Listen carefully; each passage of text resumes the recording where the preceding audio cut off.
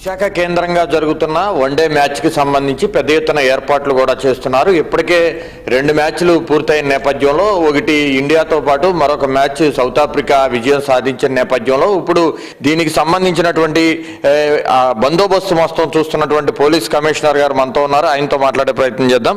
Sir, ఈ cricket మ్యాచ్కి సంబంధించి ఇది 3వ మ్యాచ్.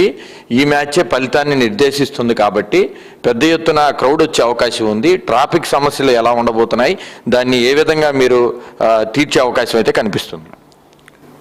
ఇప్పుడు ఈసారి ఫుల్ హౌస్ ఉంటుందని మేము ఎక్స్పెక్ట్ చేస్తున్నాం. కాబట్టి ట్రాఫిక్ ప్రాబ్లం రానియకుండా ట్రాఫిక్ అడ్వైజరీ ఇష్యూ చేస్తున్నాం. ట్రాఫిక్ డైవర్షన్ ప్లాన్ చేస్తున్నాం. పకడ్బందీగా ట్రాఫిక్ బందోబస్తు పెడుతున్నాం. పార్కింగ్ ప్లేసెస్ మేము ముందుగానే అందరికీ తెలియజేస్తాం. ఆ పార్కింగ్ ప్లేసెస్లో బండి పార్క్ చేసి తర్వాత నడిచి రావాలి.